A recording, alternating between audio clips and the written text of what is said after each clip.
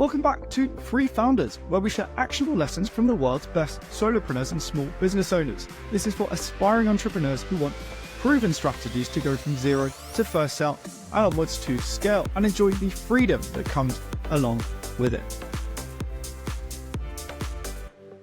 My guest today is Alex Latham, co-founder and chief marketing officer of Chip, considered the brain behind the biggest crowdfunding ever, maybe behind Brewdog, so maybe it's one, maybe it's number two. He's won a load of fintech marketing awards, also has the honor of being my cousin. Alex and Simon, CEO at Chip, have really built Chip differently. They've got a clear idea of their audience. They've been super smart, very deliberate in cultivating that audience and community. And have also followed their journey since they started, just seen a relentless focus on building a great audience for that specific, a great product for that specific audience. So in this episode, expect to learn 1, the power of crowdfunding done right, 2, how to build a genuinely loyal, effective audience, and 3, what all these Forbes and British Banking awards have done to his ego. Hi, Alex. Hi, Henry. How you doing? I'm very well. I just want to start with a quote from you. Quote, "You need to bring people to you organically, full stop, not spend money on things like Facebook ads." Tell me about that.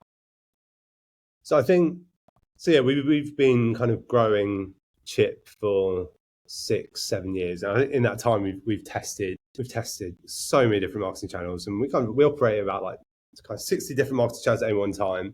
Now I caveat this obviously with it is different for every business, but I think from my experience, I think it's always very appealing when you're a marketer and you're like, okay, cool, we'll run ads, and that's a very easy way to get in front of, I don't know, tens and hundreds of thousands of people, and that's great. I think from my experience, really the job for any marketer of any small business is to find that secret sauce to enable customers to find you organically or to come to you for your business, rather than you having to I guess, shove yourself in front of them in the form of an ad. I think for us, that's been about offering the best rates, the best products we can, making sure we're always at the top of the price comparison websites. Now, obviously that's a form of ad, but for us, that enables us to then capitalize on those customers coming to us, and that works really well. We tried kind of Facebook ads, we tried every advertising platform you can possibly imagine, right? And the economics never seem to stack up. And when they do stack up, there's always a law of diminishing returns, right? Because those businesses ultimately know that they have your data, they have kind of your economics, so they can always try and squeeze those things a little bit more. I think for any business, be it in finance, but also kind of businesses that are much smaller, I think it's all about how can you leverage content maybe to bring people to you, how can you raise awareness to get people to come to you organically. And I think that's been a really big learning for us, is that you can go and spend as much money as you want on ads, and that initial kind of dopamine hit of knowing you're getting in front of 10, 20,000 people is amazing. But ultimately, if you want a business to stack up with good unit economics, you need to find a way for them to come to you for free or thereabouts. I think that's been a really key learning. Not easy, but it's a key learning for us. Yeah, I was going to say, I think it's really tough to hear. Like anything, when you go, there's no easy, quick fix. You have to put the work in. Yeah. It's interesting that when I think of Chip, I think, okay, it's in terms of the solution, right? It's a mobile app. Yeah. And therefore, I think it would be easy for companies to go, or you to go early on, well, let's just optimize our app store listing, rather than actually just going, well, we need visibility outside the app store. How did was it just a case of trial and error, or did you go quite quickly to being on top of price comparison website?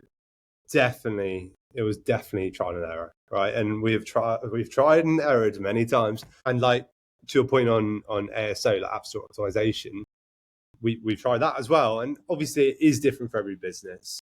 But I think for us, and obviously it's different specifically for finance and fintech, where there is that kind of that big trust barrier. Ultimately, you're never going to see a Facebook ad on Instagram, download the app and give that business £20,000 your own money. Like, you're not going to trust it. So you have to find ways to tap into more trusted sources. So for us, that was, the price comparison websites, knowing that on Money Supermarket, if you go on there, Chip is top of the table. It's a very trusted site, and we know that those customers come into us organically in huge volumes. I think, yeah, it has definitely been trial and error, and we are continuing to try things all the time and optimize things all the time. But I think the biggest mistake I kind of, when I speak to founders who are kind of setting off on their own journey, is that they're so excited about the prospect of, I don't know, spending money on all these marketing channels, bringing customers at like a £40 CPA or like kind of all these high customer acquisition costs.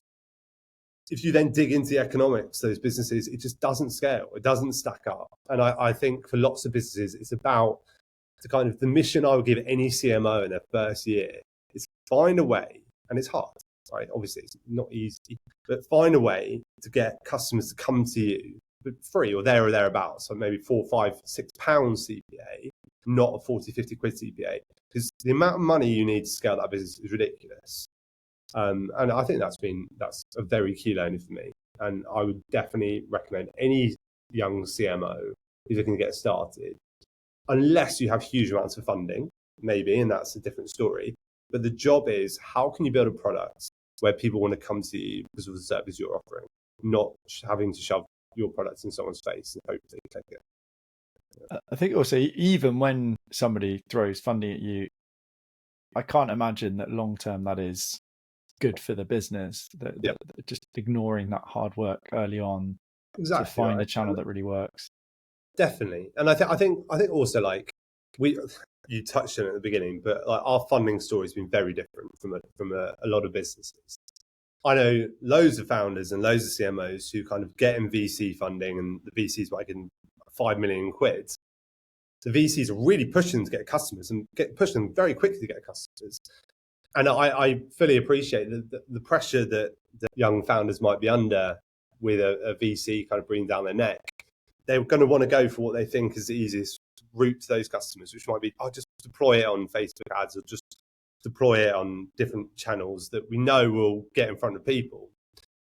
The issue then is that the CPAs stack up so high, as in they're so expensive to bring those customers in, that actually you need to really spend time to really focus on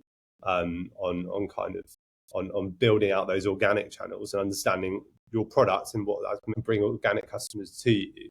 And I think that's what crowdfunding has enabled us to do, is have that time to do that properly without kind of a VC breathing down our neck. I want to come on to crowdfunding a bit later and just talk about community and us first. But just final question on that before we move on. The thing that I love about that strategy as well is, rather than saying, okay, we're not going to do Facebook ads, oh shit, we've got to build a blog and do content strategy, and that's going to take ages to build up. You latched onto existing, basically you went where the eyes already are, rather than trying to bring eyes to you in some way. So we had this conversation when we started the business in 2016, and it was a concept that we coined the phrase, probably incorrectly, but we're going to take credit for the phrase anyway, called jobs to be done marketing, right? And we basically sat down with a whiteboard and we mapped out every single touch point that a human being goes through when they're trying to complete the job that we want to offer. So for us, it was, we know someone wants to sort their savings out. That's the job there. That's their job to be done. I want to sort my savings out. What does that person do? And we went super granular into what that looks like. So they sit down with their dad, ask dad, what should I do with my savings? Okay, that's one touch point. Another touch point is they Google best savings account. Okay, what does that touch point look like? Go right down there. Okay, the first hit on SEO is money saving expert. Okay, cool. What can we do with money saving expert? Can we appear on money saving expert? Brilliant. And we went all the way down that journey, and that really opened up for us just being a bit more empathetic into how human beings operate. These are the touch points we want, right? These are the places we want to be, because that will get us in front of the eyeballs with high enough intent. That worked really well for us, all right? And that although we literally coined that phrase in 2016, that has always been the basis of our strategy of how to get customers to try and find the ways that people will find you organically. And that's the same for any business. That's fundamentally what I think for any business, be it if you're, I don't know, if you're a small consultancy, some, I don't know, how to sell water bottles, how would people try and find you? Like, what would people search? What conversations people have? Where would they go? And all of those kind of thought processes have been really beneficial for us. Yeah, it's just a really smart way to think about it, and also just not trying to. One big mistake I see with product, I've made this myself, is assuming that habits are not that ingrained, and saying, "Oh, just because people do this path to sort out their finances, they'll scrap it. We'll come with a great product, and they'll just scrap it and ignore all these habits and systems and beliefs they have in place," which is incredibly rare. You could have Chip's a great product, but it could have had 0 customers if you didn't think outside the box and sort of try and latch onto existing habits, behaviors, spaces where that group are hanging out. Exactly. And I also think back to that jobs to be done approach. I think it's really clever. It's a really good way of validating what channels you shouldn't be using as well, right? So back to my example about Instagram ads. Very few people, right, are sitting on their sofa at the end of the day, scrolling through Instagram, and at that point going, I need to do something better with my savings. It doesn't exist, right? So I think it's a really good way as well of validating kind of from a very human basis, what channels should we not be touching? Okay, well, we shouldn't be touching these channels because at the end of the day, if someone's in that jobs to be done mindset, that high intent mindset, I need to sort my savings out, then that like paid social is probably not the best place for us. And I think that's been really, really powerful as well for kind of helping us like cut out the channels that, we have tested in the past, but they always come back pretty crap and not something that we want to scale. Yeah, that's something I've thought about with Break Free as the business I started this year. Is I've always relied on LinkedIn's done the job for me in terms of bringing clients in, but for a different business before, which is professional development. And now it's about getting people to quit their job and start their own business. Yeah. I realized, maybe YouTube is a better place to hang out where people are educating themselves about starting a business, the podcast, doing that in video format. That's part of that intention. Exactly right. And I think it's like to that point, it would be about trying to tap into like what are the kind of the thought processes that people go through when they're thinking, I want to quit my job and start a business. To that point, they probably want to go on YouTube and understand how to start a business. They might be Googling, like, how do I start a business? And all those kind of things and all those touch points you want to probably appear on and go for those channels. Yeah. Let's talk community. Another quote from you. I believe your users are your best marketing channel.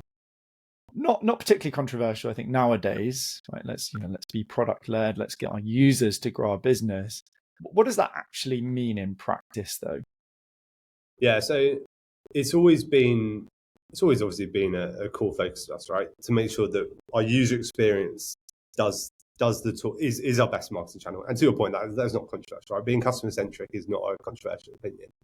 I think for us, being very practical, a few things. I think we've always been very focused on our customer communities, and from day one we started a Slack channel where our users come and give us feedback.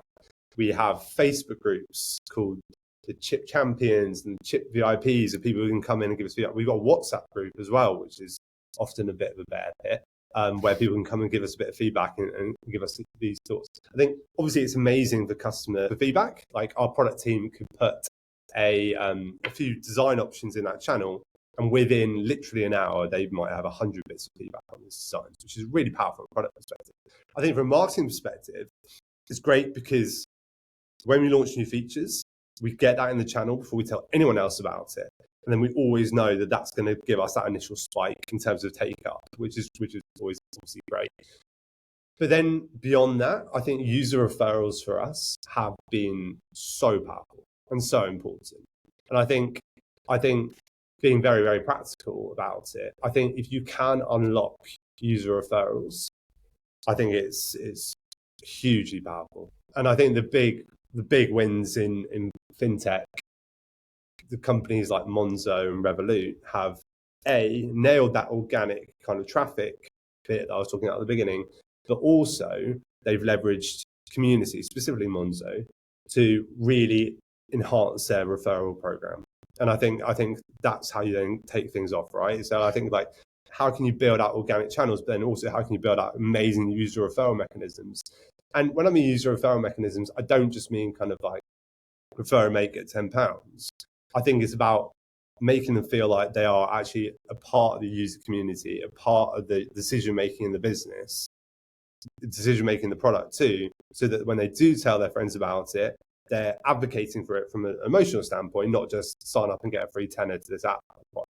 I think they're actually like, see this screen here, I actually gave feedback on that. And I think that suddenly changes the conversation completely.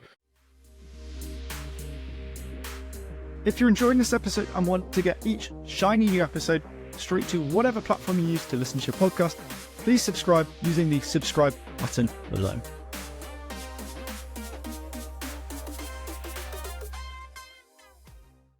Yeah, I love your two things there, and I want to dive into referral next. I love this idea of sort of visualizing it as a sort of a ball of users, let's say, and your different teams are going in and extracting value through, I say extracting, having a conversation with them in different forms. Yeah. Whether it's to give you a bump on your marketing campaign or feedback on a new feature that you're testing out. Exactly. Is a really nice way to across the company, right? Rather than just saying, oh, we just have like a UX researcher that does that. No, it's everybody should be involved in these conversations. And I think like maybe this is a more controversial opinion, but I think I'm an advocate for how powerful that resource can be. I think at the same time, you do have to take everything they say with a pinch of salt, because they never understand the full context of the decisions that you have to make, especially for the commercial side, right? At the end of the day, they are customers. They are not driven by the commercial decisions. They don't understand the context of commercial decisions. And like, I was guilty of like 3 or 4 years ago, I'd spend, I'm not even joking, I would come home, have dinner, and I'd spend probably like 3 or 4 hours on these forums and these groups and stuff, just replying to comments. And I would find myself getting into these kind of surreal conversations with users about kind of business economics, stuff like that. Customers are never going to understand that stuff, and you can't let that cloud your judgment on the kind of more commercial side of things as well. So I think it's a fine balance, right? Be customer centric, leverage communities, but you've got to take what they want with a pinch of salt, because sometimes that doesn't align with the business, and that's fine. That's life. That's business. And I think that's really good advice, whatever stage of business. And I want to sort of bring this down to also how people can get started with community building, because one thing I see with coaching people to start a business and to get their first sales is, let's say they make the first sale, or they're having some discovery calls, or someone that's sort of interested but not quite willing to commit, then they'll entirely pivot based on what this one person said. And it's, okay, well, what's going to happen if you speak to 10 people and you try and please all of them? Yeah, you can do that initially, and just see, let's say I've got 10 clients, what works best, solution, audience, and then refine. But then you need to cut down and say, okay, maybe I need to focus on just UX designers in London and not product teams across the UK or whatever it is. Like to pick that niche and be quite specific. Exactly. And that is always the hardest job of any founder, is to understand what advice you should take and what advice you should bin, right? That obviously is so hard to do. But I think everyone's got an opinion, right? Yeah, everyone's got an opinion, and most of the time they're probably wrong as well, because they don't understand the full context. Yeah. I think all you can do is try and collect as many opinions as you can. But you've got to be so focused in terms of understanding which ones which ideas you want to take, which ideas you want to leave. And some people will cloud your judgment. How do you frame that now? I think particularly because it's a problem that gets harder, right? We'll talk about Zoom at 280,000 active users, 4 billion pounds in assets, and this very active community, which is great, but also, as you say, it comes with a cost. Like, how do you guide decision making? Is there anything conscious there? Or is it just sort of? It's very hard. It's very hard. And I think now we're a much bigger business, that decision making has a lot more consequences, right? I think it's always a fine art, right? I think like me and my business partner, we always thrash things out, new ideas, new concepts all the time, right? And we always have that kind of like, although we get on exceptionally well, we always kind of really thrash out things, purposely argue about things, just to try and really understand and like hunt for the truth, right, of what the right thing to do is. Like, I've also got a network around me of business leaders, I guess you could say, of people I really, really trust and people that I know will challenge me in the right kind of things. I think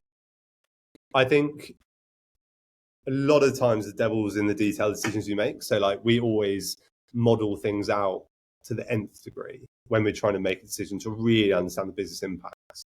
And I think like, sure, can you give an example of that when you say yeah, model sure. out? So we might think about, okay, we've got, I'm trying to think of an example that's more relevant. Okay, let's say in the next 3 months, we want to launch a new savings product. Our finance team, and we are lucky enough to have an amazing finance team of 4 people. They will spreadsheet and model in terms of like the next 12-month impact, the next year's impact of that decision, trying to understand what that will look like from an economics point of view, what that will look like from a customer point of view, really dive into the numbers. Say, for example, you bring in, okay, you can now invest in gold or luxury cars, right, is one. Yeah. What is that? Okay, understood. Exactly, what does that right? look like? And then but I think then it frames what the arguments are about, right? So the arguments are then about the assumptions that drive those things forward. Okay, it's not then kind of an untangible argument about whether that's a good idea, whether it's a bad idea, and stuff like that. It's very tangible. It's, do you agree with this numerical assumption? Yes or no? Right? Do you agree with this one? Yes or no?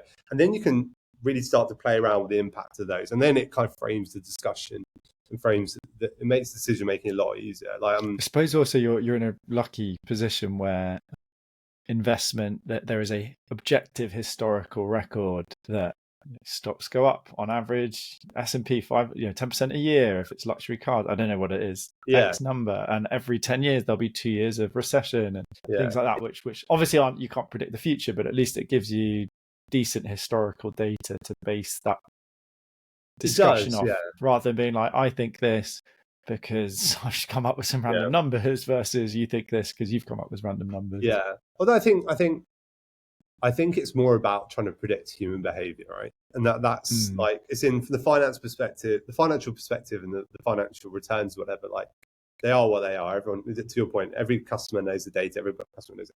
I think the tricky thing, and the thing we spend most of our time really modeling and arguing about and discussing, is like the impact that the customers, again, human beings, will have when they are offered certain different things. What impact will that have? Will they save more? Will they withdraw more? Will they churn? All those kind of metrics. Will they refer a friend? Whatever it is, it's about trying to understand the very human nature, and then really discussing those kind of little details down to the nth degree about what different scenarios will look like. Yeah, I mean, that comes back to your sort of user-centric approach. I think actually doing it, though, rather than just saying it, where it's, when we talk about users, I think it'd be very easy in your case to say, we're just a finance company and that equals find objective investment decisions and just show, go to users, right, here's a spreadsheet of the breakdown of what this investment's going to look like over 1, 2, 5 years, rather than going, actually, there's a person here who's scared of losing their savings, or comes along and goes like, who the hell's Chip? Like, what is this thing? Let's talk about trust. Like how I remember testing the product super early. I think it was when you just joined. My backtracker just closed. My first business closed. I think I'm trying to sort of generally catch up with people to sort of see what my next steps would be. And I think you had just a chat interface at that point. Yeah, exactly. How did you create trust early on? Because again, it's a big thing. Somebody, particularly for young people who weren't, saving is new for them. Suddenly go, hey, Alex and Simon, like, here's all of my hard-earned savings. How did you think about that? I think, very good question. And for financial services, that is the question, right? I always talk about, like, be it with investors, be it with kind of other people in fintech. I always think we're fighting a battle over trust. Right? That is fintech. That is fintech in a nutshell. We are fighting a battle over trust. Who is going to win that battle? I think Reid Hoffman, who's a much smarter guy than I am, said trust equals consistency times time, which is an interesting way of looking at it.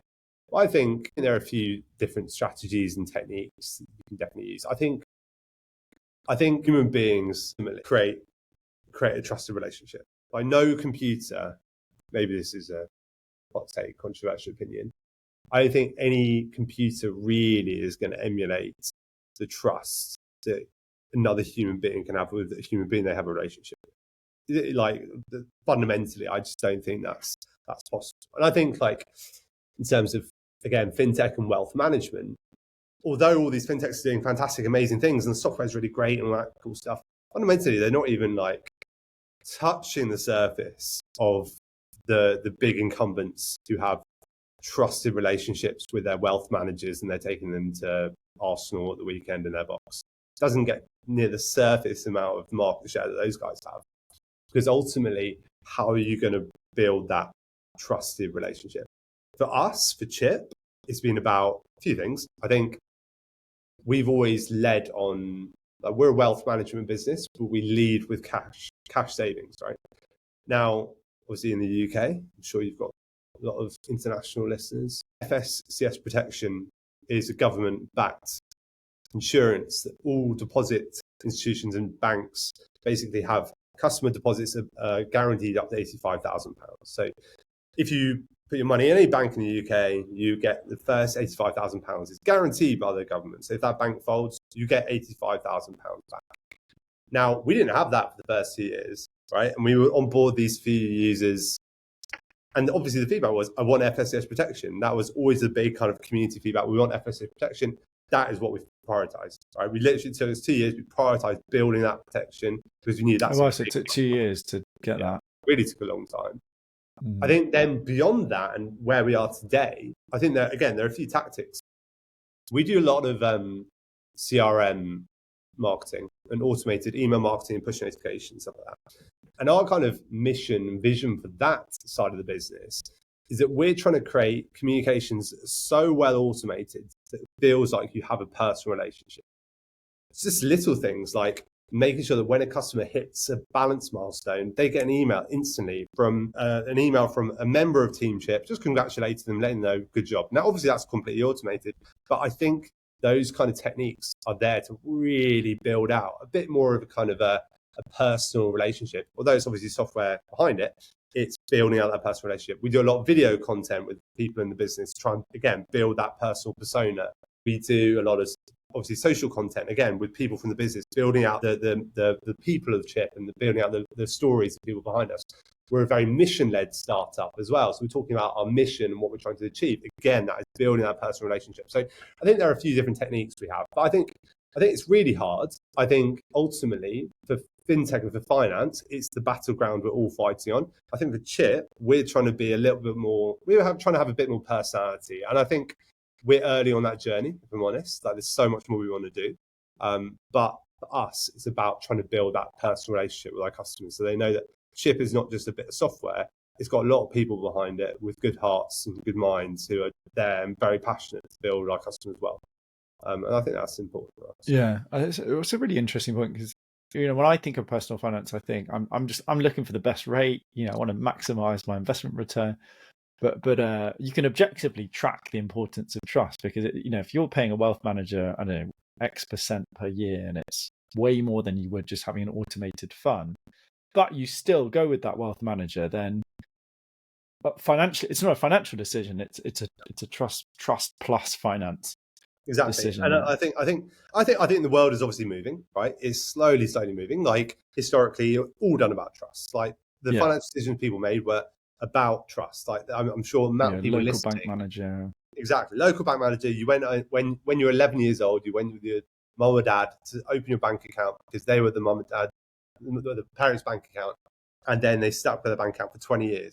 I still bank with HSBC as my main bank account because that is a bank account I opened when I was 11 years old because my dad took me there. Like, it's a good example, but now it's starting to change the other way, which is people appreciate technology, people appreciate customer experience a lot more, and it is changing, and that is then forcing kind of the big incumbents to sit up to technology and user experience a lot more.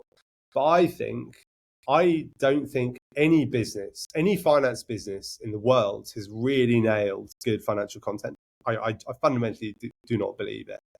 And that's a big mission for me, is that I think that there's a huge opportunity for Chip to dominate in amazing financial content over the next couple of years. And I think that will build that personal relationship de facto. Yeah, I think you're right, though, because it's just seen as unsexy and boring and scary. Whereas it should be actually a massively liberating thing, and go, if you put your 10K that you've saved up over the last 5 years and invest it, that becomes 100K in 15 years or so. It should be something that excites people. But exactly, I find fintech fascinating because of the psychological side of it. Let's I just want to take a step back, and also for people will go, I think classic thing with listening to startup founder, successful, you're a scale up now. Well, this all sounds great, but how the F do I get started? I love the fact you started with 400 users on a Slack channel, but go a step back for me as well. Like how did you get your first user? Yeah. And I say user, I mean, ultimately it is a customer, because they're investing in you by putting their savings with you, and you're then able to get some commission from that. Yeah, so I'll tell you the story. So we had 20 users. They were our family and friends, and then that was it for the first 2 weeks, 2 or 3 weeks, and the business was literally like 3 of us or whatever, just like answering all the customer service queries, trying to get working, understand what the hell we wanted to do. And then I remember actually I was checking our dashboards. It was Friday night, and it was just before I went to sleep. Obviously a bit of a loser, and I checked it 11 o'clock at night, checked how many users we had, to see if we got 21 users, and we had 100 users. I was like, "Oh, what? This is weird. This is strange." So, and basically, the BBC had written an article, and it was called "How to Save £40,000 by the age of 40."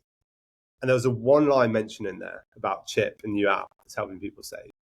And within the next 24 hours, we got 600 users. So we went from 20 users to 600 users. I spent my entire weekend answering customer service live chat and stuff like that.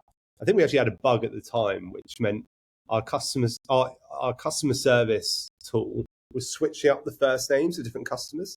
So I was saying hi to Susie, and Susie was actually David, and it was absolute chaos. But basically then we got those 500, 600 customers, and we knew we needed to really cultivate that relationship. So then we started the Slack channel, which was the feedback. Then we slowly built out that 600 people, asked them to tell their friends about it. We launched a referral mechanism where people could get more interest by referring friends.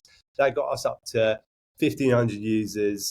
We then started testing, started building. And really, that kind of enabled us to get to 10,000 customers. We then did our first crowdfund off the back of those 10,000 customers. They invested 600 grand, I think it was, and then slowly started iterating on that. So we would raise some money. We would then keep growing the user base a little bit. Again, user referrals, trying to do as much organic work as we could do, testing channels. And then we would just, then a year later, raise a bit more money. And each time we'll get slightly more and more, the bigger amount of money we would raise. I just want to pause there. No, I definitely want to jump into crowdfunding, but you say cultivate. How much was that dependent on? Because let's say for people to be able what Chip was like, right? Chip was shaving off. Let's say I spend £1. Sorry, I spend 62p. Yeah. You shave off the 38p, and that goes into your Chip account, your savings account, and you start to get a bit of interest on that. So essentially, you're seeing daily transactions going into your Chip savings and seeing that nice little money pile climb up. How important was it, the fact that you had very active users using it, I imagine, once a week, versus, let's say, a product that would only be used once a month or a one-off, for example? It's weird. It's like, to your point, our product has changed so much, right? And we have in hindsight, it looks like we had this beautiful strategy. We knew exactly what we're doing all the time. We're building, iterating it. Reality was absolute chaos. But it looks like in hindsight, everything was so well planned, but not the case at all. But I think for us, like, we've always been lucky because ultimately we have people's money. So people are always much more vested in what the hell we're doing with it, right? So I think it means that they're so much more likely to give feedback. They're so much more likely to look at our new features, because ultimately, like, our average balance today is about £14,000. So average Chip customer is 14 grand in their account. If you have 14 grand in your Chip account and we launch a new feature that impacts that, you're going to want to bloody know what that feature is. And that's always been the case ever since the day one of the business. So I think we've always been lucky because people fundamentally wanted to engage with us and wanted to engage with what we're doing. I think we've also been lucky that we hit an industry at the right time where people wanted to disrupt it. Right? We launched the fintech in 2016, same rough time that Monzo, Revolut, etc. started. Like we started in the same accelerator that Revolut was sitting across the room, and like all these amazing businesses were popping up all over the place. And I think it always enabled us to kind of hit the right kind of societal intent, if you will. The people like in society were more interested in finance and fintech and that kind of thing. And yeah, and that helps. I also think that would be a recommendation from me to anyone starting a new business is go with the flow. Like what are the kind of the new initiatives and the new kind of societal changes that are like pretty macro and pretty big? Go with that. Like at the moment, obviously AI is a big example, right? If you're looking to start a business, go with AI, figure that out, like go with the flow of travel. I think a lot of people as well try and go against the flow with the business they start. And that's always, you're always pushing a boulder up a hill and that boulder is generally going to roll down. And I think a lot of people approach starting up a new business with, here's a problem in society that I really am passionate about fixing. It's like, you might be, but are the rest of the world passionate about fixing that problem? Probably not. Yeah, it's. I always think of many people start a business from a selfish. Obviously, there's selfish. We want to create the certain life for ourselves or get certain money, status, whatever purpose. But ultimately, you need to see where is their need for something. I mean, the biggest mistake I see, I think, with early stage, with anybody starting a business is, I think of surfing as a good analogy, is sort of waiting for the right wave. They'll just, first when they see, they go, oh, wow, great, an idea, like surf it. Rather than just sitting back and saying, okay, well, what's coming? Maybe I, dip my toe, try and get this wave, but pull back when I see it's maybe not the right one, and just be quite patient with it. And, because ideas are, what's the phrase? Dime in a dozen. There are lots of ideas, and if you actually sit down and just write one business idea a day, you're going to have hundreds pretty quickly. Exactly. I agree. And I think the scarcity mentality, which I think leads to then short-term decision maker, as you say, just not waiting to go with the flow, follow the right trend or wave or whatever you want to call it. I think that I really strongly believe that find what we say at Chip, like macro trends are your friends, right? And I really strongly believe that. It's like, it's been someone like a few weeks ago who wants to start a business they were like, I found a problem. That problem is trying to use a calendar to invite more, trying to find a date that works for more than one person on my calendar app is really hard. It's like, yeah, maybe. But that's not a societal macro trend that everyone's freaking out about. Yeah. Like, find the big trends and go with it. And that's going to help you raise money, and that's going to help you build something that people want. I also see, just working in tech, you probably find this.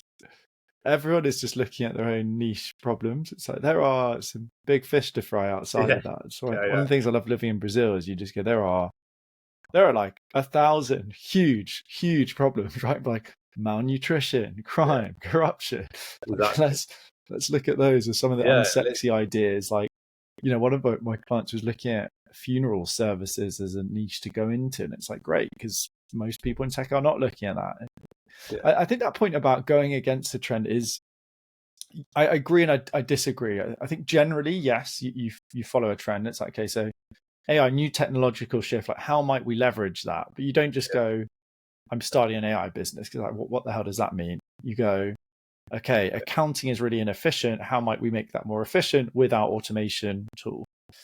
And I think a good example with that would be, let's say, I mean, in your case, right, there is a trend, and there are obviously multiple macro trends going on, but there is a trend towards, let's say, automate or digitizing might be better, digitizing finance. So rather than going into the bank, we manage it all online through a nice little screen and app.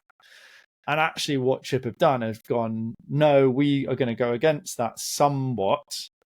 And say we still need the human element. So we're going to go against that digitization trend to some extent.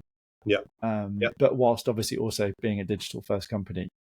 So I think there's and that ultimately, I suppose, would be your differentiation, right? Is yes, we have high interest rates, but also other banks, companies do as well. But we have this added element of value, which is the human trust blend thrown in as well. 100%, exactly that. Yeah, and I think like there's loads of examples of businesses where fundamentally they are based upon human relationships, right? And I think a really interesting concept is that how can technology disrupt human relationships? And I don't think anyone quite has that answer yet. And I think it's going to be very hard, but I think that's going to be quite interesting to see how AI can kind of maybe support that gap. Because I think, like, for example, mortgage broking is a really interesting example, right? Where mortgage broking fundamentally is the biggest transaction of your life, your mortgage. And fundamentally that's, again, a human relationship. All these digital mortgage brokers have popped up trying to disrupt that through digitizing that experience. And they've all failed, really, because fundamentally, at the end of the day, you want to pick up the phone and you want to know who the hell you're talking to. And I think, like, there's going to be ways in which technology will disrupt those kind of industries, but I don't think anyone's practicing it. Yeah, the same thing with, I see AI career coaches, and it just, even if the advice is better, it's not coming from a human. Someone doesn't trust it. I think your approach is probably the one that works, which is, yes, we are a digital first company, and yes, we are happy to use things like AI, but where possible, we're going to use a human face, so that when I get that automated email, in my mind, I go, for me, Chip equals Alex Latham because I saw him on a video on LinkedIn, or an amazing podcast about entrepreneurship.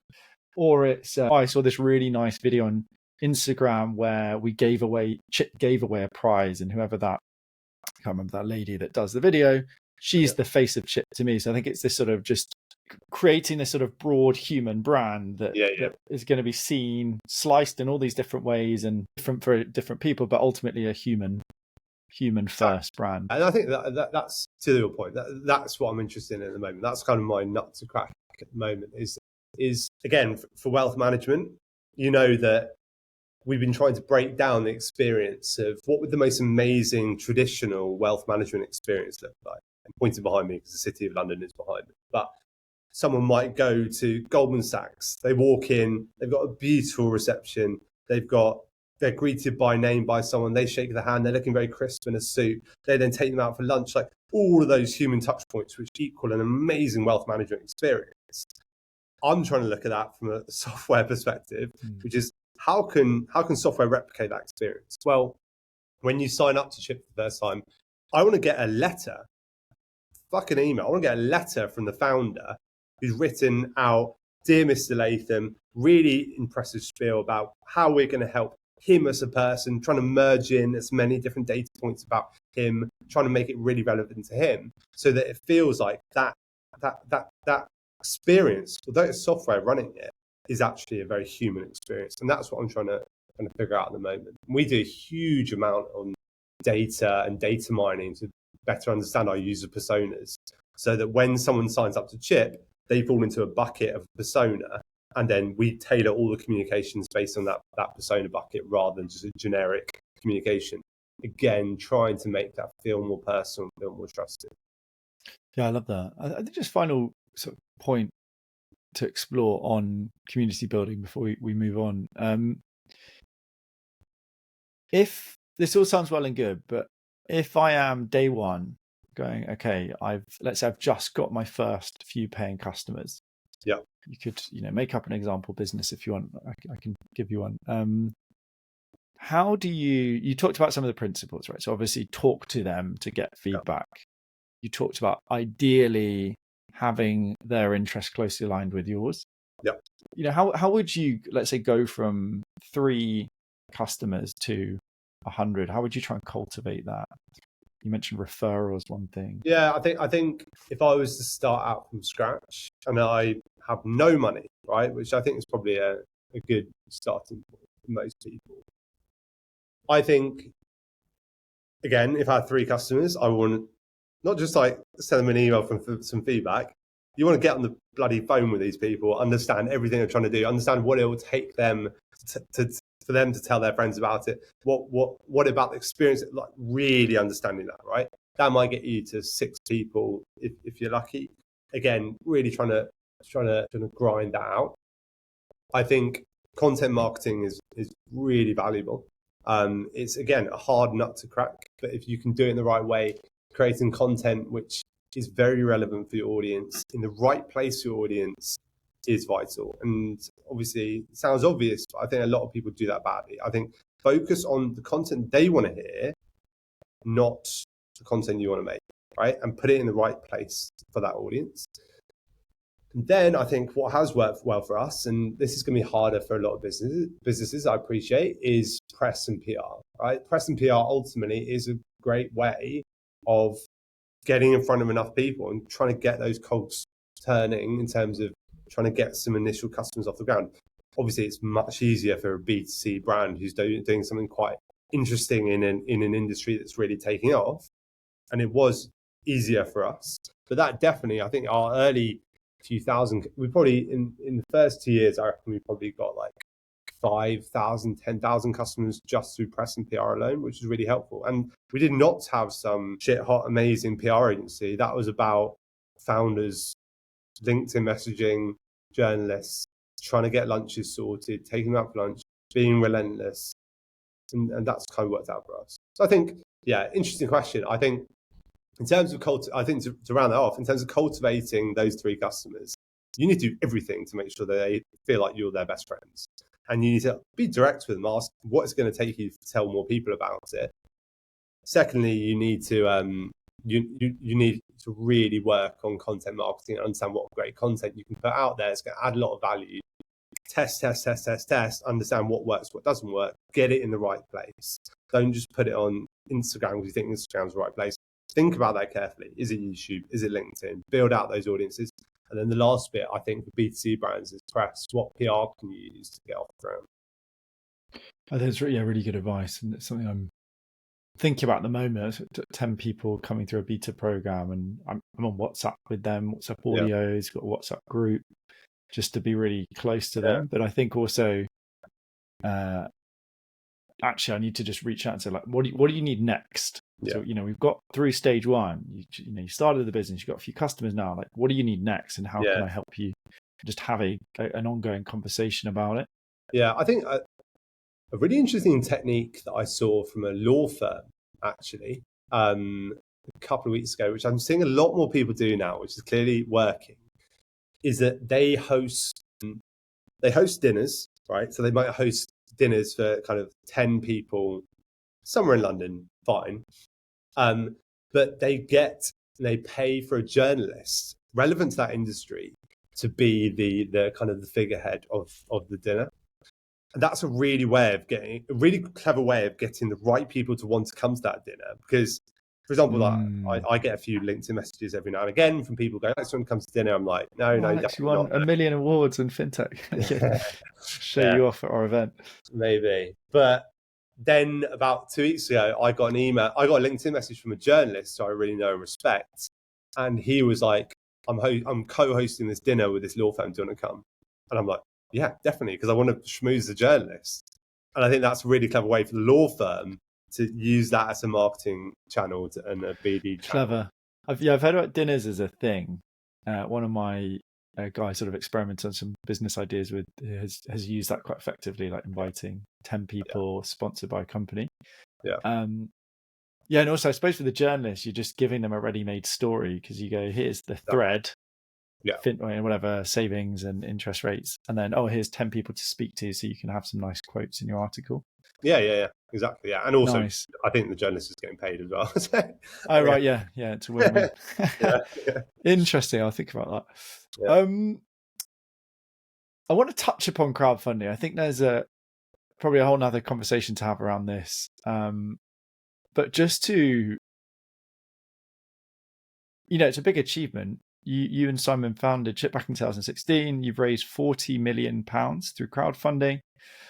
Again, 280,000 active users, i.e. people that have trusted you with their savings, 23 million annual recurring revenue. You're managing 4 billion in assets. Why crowdfunding first? And secondly, how has that fueled your growth? I think it's God, it's been, I think, the most unique thing about our business, right? To your point, we've done 10 crowdfunds and raised like between 40 and 50 million quid from crowdfunding now. I think why crowdfunding? I think we've always had a very engaged user base. To your point earlier, we've always had an amazing community of users. It's enabled us to raise the money. That's been great. That's fine. But B, it turns those people, the moment they invest in your business and they buy equity in your business, it turns those people into actual champions. So I've got the data's categorical, right? So as soon as someone becomes a chip shareholder, they're 400% more likely to refer a friend than someone who isn't, right? That is steadfast. And as soon as we saw that data point, we're like, this is incredible. Like, not only are you raising money, not only are you getting exposure in front of a whole new audience of people that are kind of relevant to us in terms of what we're trying to do, aka crowdfunding audience, but these people then become champions of your business. So why wouldn't you do that? It's like having instead of having one VC, is having like 1,000 VCs who go to the pub and tell all their mates about you. And we always see upticks in growth during crowdfunds, and we always see upticks in retention and every metric. Just coming back to, the decision to do it, was that mainly, as you said, it's always easy to look back and think like everyone did stuff deliberately and it was all planned. Was it more, we've got this really active community, maybe crowdfunding is a good option in this case? Yeah, like I don't think, like we've never made a decision that we're like, this is it. This is definitely the way we want to go. I think it's always been about trying to figure it out and trying to see if it works, right? And I think for us, like, we did our first crowdfund in 2017, so we've been going for like a year. We were pitching loads of VCs, pitching loads of angel investors, and it was like, we being completely honest, we weren't having the traction we wanted, right? We're a very early stage business. We had 1,000 customers. We were probably like pre-revenue at that point in time. Like, it was just taking so much resource pitching VCs for those kind of constant kind of no, that we're like, okay, well, let's try crowdfunding. Like, let's give that a go as well as all those VCs. It wasn't never the case that we were kind of like, this is the route we're going to take. It was just something we tried, and it just happened to work really, really well. And then we tried again and again and again. And like in 2021, which is obviously the peak of the kind of investing crowdfunding market, post-COVID kind of vibe, we raised £10 million in 10 hours, something ridiculous like that. It was extraordinary. Oh, wow. And it's always kind of worked from there. But it's never been kind of, we will only ever do crowdfunding. Crowdfunding is the way for us. It's just worked, and the proof has been in the pudding that it works so well. Yeah, it's really interesting. It also reminds me, I think, a couple of questions before we wrap up. But you've watching Chip, and obviously we talked about it whenever we catch up. You particularly, though, I think strike me as someone that's willing to place quite big bets on things. Yeah. So one thing I struggle with, and I think many do, is it's scary to go, oh my God, I might spend a whole month working on this marketing campaign. Yeah. Could get a grand total of zero new users or referrals or anything, and you seem quite willing to just go, let's do it. Let's do a few big bets properly, rather than, or for example, I spent, let's say, trying to grow Product MBA the last year. LinkedIn algorithm change is sort of pretty stagnant, right? Yeah. But I kept doing the same thing, and it was okay, right? The business was ticking along, but really, what would have made sense is for me to go place a big bet on 20 episode podcast or whatever it is, right? Do something different and radical to see what the results are. How do you think about that? How do you mentally manage that as well with all the pressure of this big company now and a load of employees? I always say, like, running a startup is like the most kind of medically depressive job you can possibly have, right? All these highs and lows all the time. But I think, like, being honest, in the early days, I think you just get used to things not working. It sounds ridiculous, but like, you try everything and like, no one judges, like, no one cares. I always talk about it. No one notices. No one cares. Like, we've done some mad stuff. Like, we did a PR campaign 2 years ago where we worked with a PR agency to create the smell of money, where we surveyed some users about what does being rich smell like, and we actually turned it into fucking perfume. And we were like, this would definitely get us in the press. It flopped massively. We probably spent like 20k on the campaign. It did nothing at all. Didn't get any press at all. We launched it to our user base. Our users were like, have you guys lost the plot? Like, what are you doing launching this perfume? You're a finance brand. And it just didn't work. That's one of the more strange ideas. But honestly, you just get used to things not working, and it's fine. That's part and parcel of it, right? You're going to have 100 things you try, 95 things will fail. That is absolutely fine. As long as like the business keeps going, no worries, that's fine. Those 5 things that work though, they're going to work, and you're going to do them again, and then you're going to do them again. And as long as you come into things like mindset, that's fine. I think like people often like start businesses and don't have that mindset. They think that everything should work all the time, right? And I mean, even the business idea itself, they think, well, that's just going to work. And it's like, no, exactly. Statistically, 9 out of 10 are going to fail. One of the best things to come out of Silicon Valley was definitely the word pivot, right? Because pivot is just another word for failure. Yeah. But it's just branded in a completely optimistic way. And I think I love that. And I think that's what it's all about. And people always say like, businesses don't fail, people do. And it's a slightly cynical approach. But I probably do agree with it, right? Businesses don't fail. Someone just gives up. People just keep pivoting, figure things out. And that's what it's about. I completely agree. I think you can only learn that through repetition. I'm 10 years into entrepreneurship. It's just like, it'd be great if something works that first time. I just like, whatever. I don't care, because I'm just used to, I know this is the game we're playing. And I think it's obviously, you've got hundreds of repetitions with experiments. You just know this is the game we're playing. Exactly. Yeah. So either just accept it or don't step in the ring, I think. Exactly. And I think the biggest success of all with all the tests you do is as long as you learn. That is all you need to do, right? You don't need like the tests you do, don't need to drive any metric. As long as you're learning, then it's fine. And that's what it's about. Yeah, I completely agree. I think we could do round 2 with this, but I just want to wrap up with a quick fire question. What one piece of advice would you give an aspiring entrepreneur? Because you're Alex, awards man, probably hundreds of them behind you on your wall at home. But you did start out with a startup, and you had a few businesses before that. What advice would you give someone wanting to just get started with their first business? Get something live as quickly as possible, and then get it into customers' hands as quickly as possible. And then just try it, and by hell or high water, get some customers using it, right? Do not, for the love of God, spend years and years and years and years building something you think is going to change the world and then get it to people. Get something, doesn't matter if it's perfect, doesn't matter if it's crap, get it in people's hands as quickly as possible. Yeah, I think that's very good advice. Hell and high water as well, I think, is particularly good advice.